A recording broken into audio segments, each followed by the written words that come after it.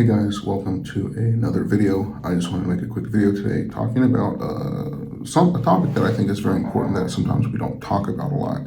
And this is financial decisions around your hobbies, but specifically firearms. I know I talk a little bit on this channel about firearms, but I wanted to go into the financial feasibility for some people on firearms, because I think a problem that a lot of people have in general, but especially with around firearms, is people start getting obsessed. It goes from an interest to a hobby to an obsession, which I'm not here to judge. I would kind of fall into the hobby obsession category a little bit, but more on the hobby side. But some people, it gets really bad. And I just wanted to kind of talk about that for a little bit. So first of all, I don't want this video to come across as some sort of like anti-gun video. That's not what it is at all. It's more of just like a be financially smart, and you can have firearms at the same time, but still be financially smart. A problem I see a lot is people will start neglecting their family. They'll start neglecting their own health. They'll start neglecting their work life. They'll start neglecting, a lot of things, their religion, their spiritual life, for firearms. And don't get me wrong, firearms are great. Guns are great. Guns, gear, ammo, it's all great. But you have to have balance. You need to find balance. And if you can't find balance, then that's just you're setting yourself up for a really bad rest of your life, because what's going to end up happening is you're going to leave your family, or your family's going to leave you. You're going to leave your faith, or your faith is going to leave you. Although, it's really you leaving your faith. Your faith doesn't really leave you unless you allow it to. It's going to be you getting fired from your job, you not getting that promotion you could have gotten, this or that, because of the obsession that people have. Now, what do I mean by obsession? Obsession is what I mean by obsession is all you're thinking about half the day is firearms. All you're buying in your spare time is firearms. All you're doing in your spare time is shooting. Look, unless you are some sort of contractor that's working with, the U.S. military, or some sort of, unless that is your job, and your job is to think, shoot, and buy guns all the time, you should not be doing that. And 99% of you guys watching this are not doing that, me included.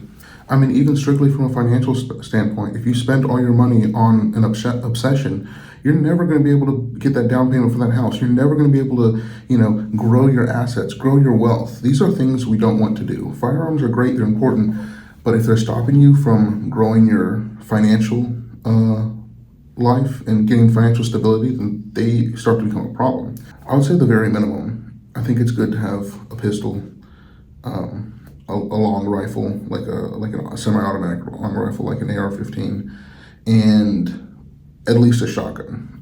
Those are kind of my three things, I'd say. And you can get all three of those for under $1,500, $2,000. You can probably get set up with all your ammo and everything you really need from a very basic level for, I don't know, maybe $3,000. It just depends how much you want to spend. And that should have you covered for all your home defense needs, personal defense needs, from a very basic perspective, without getting into the, I need this for this specific situation, this for this specific situation. Because once you start going down that road, that's when you start getting further and further away from the actually need it, and you get closer and closer to the want, which isn't bad inherently, but it becomes bad. I would argue that it's much more important to train with what you have than to keep buying stuff. I know of some people personally, and I've seen people on the internet that are just absolutely obsessed with firearms. And as I said before, it's one thing if it's your job, but it's a whole nother thing if you're just if you're not spending time with your family, if you're not taking care of your own responsibilities, it becomes a problem. Now, what do you do if you find yourself in that situation? Well, the easy thing would just to stop, but that's probably not going to happen that quickly. My recommendation is to look through all your firearms, look at each and every one of them, and just think, when is the last time you actually shot one? And I'm sure that for a fair amount of people, the answer is going to be either I've never shot it before or it's been a few years. Now, am I going to tell you to sell it? That's up to you. There are some guns that are like mass produced that, you might want to sell. If you're a collector, I understand that. But if you're just trying to stockpile and hoard guns, that's not, it's not a healthy thing to do. And I think a lot of it comes as an emotional response to politics, to the world around us. I mean, trust me, I've been there. I understand that. So I would recommend looking through your stockpile, seeing what you actually feel like you need, seeing what you don't need, give it away to, family maybe, give it away to friends, or sell it to friends, or just sell it in general. Now, I'm not saying everything, but sell the things that are not very valuable to you. Start with that. Second of all, I'd say go out and shoot, go out and train, go exercise. A lot of us look like me, overweight and undertrained. So go out there and train, because a lot of people just stockpile stuff. And let me tell you this, if something were to go down, it doesn't matter if you have 50 guns. If you're just one person in your house,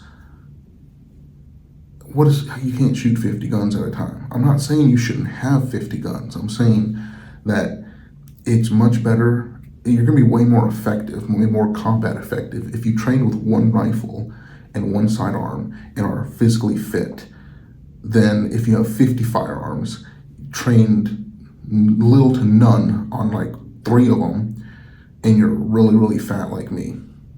It doesn't make sense. So I know different people have it for different reasons, but sometimes you need to be able to let things go. I would say, honestly, sometimes therapy isn't a bad thing. Sometimes people buy firearms to cover up for something else that's going on. Sometimes people buy, whatever. It could be anything. Sometimes people compulsively and obsessively buy things to make themselves feel better. It's kind of playing into the consumeristic part of our society, which, I feel like everyone can fall to. I'm going to make a separate video on what I think you should get if you are new to firearms, in terms of like a first, second, third, or what specific thing you can get on a budget, because I recognize that's where some of you guys are. Some of you guys are already further down the line like me. But for this video, I just kind of wanted to call to mind and have you guys reflect a little bit on if you are falling to that obsessive consumerism, especially around firearms. And if you are, what are you going to do to fix it? What are you going to do to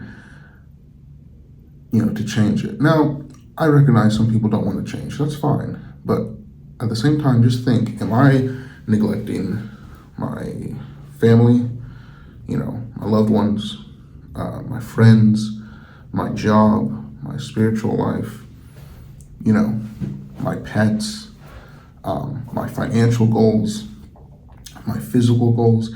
Are these things being stopped or, affected by my hobby or obsession? I just want you guys to think about that. And that's pretty much it. Tell me down in the comments what you guys think. Tell me if you have any tips or recommendations. But for now, I will see you guys next time.